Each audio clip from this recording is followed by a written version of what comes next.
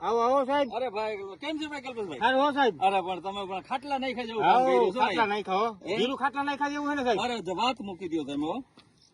તો ક્યાં ખેડૂત છે આપડે? હા વિરમભાઈ. હા વિરમભાઈ કયું ગામ? છેલ્લા જોધપર. છલ્લા જોધપર તાલુકો પડદરી એમ ને? તો કેવું લાગ્યું જીરું આ? જીરું બહુ બેસ્ટ છે હો. એમ ગામમાં બીજા જીરું આવા છે? હા બધા કરતા ફર્સ્ટ નંબર નું જીરું છે. બતાવો જીરું કયું છે, જરાક બોટ બોટ નાખો તો ખબર પડે. વિરમભાઈ પણ જીરું એમ બનાવ્યું છો. આપણે કહ્યું છે હરીનો 7 નંબર. હરીનો 7 નંબર વાવ્યું છે.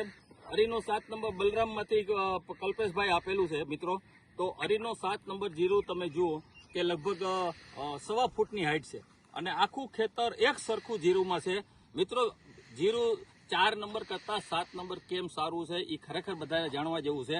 7 નંબર જીરું છે એ પેલા ઊંચું થાય છે અને એનો થળિયા મજબૂત થાય છે. થળિયા મજબૂત થાય છે એટલે શરૂઆતનો સુકારો ઓછો આવે છે અને અત્યારે પાકવા ટાઈમે આ થડ અને મૂળ મજબૂત હોવાથી એમાં કાળિયો બી ઓછો આવે છે. આજે નાનું જીરું હોય ને થડ નાનો હોય, મૂળિયાનો વિકાસ ન હોય તો તરત આવે છે.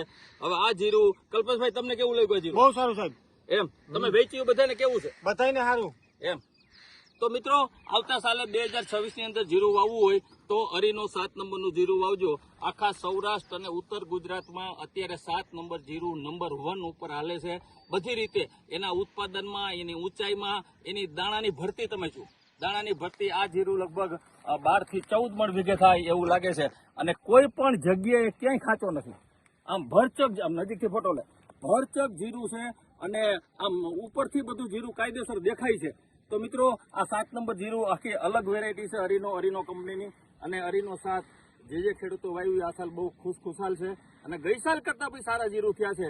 લગભગ ફૂટ, 1.25 ફૂટ, 1.5 ફૂટની હાઈટ વાળા જીરું છે અને કોઈ પણ જગ્યાએ લીલો સુકારો અને કાળિયાનું પ્રમાણ ખૂબ જ ઓછું છે. દાણાની સાઈઝ બી મોટી છે, ભરતી સારી છે. તો કલ્પેશભાઈએ અને અમારા ખેડૂત જે વિરમભાઈ છે આજે અમને ખાસ અહીંયા લાવ્યા એ બદલ બધાનો ખૂબ ખૂબ આભાર. Thank you.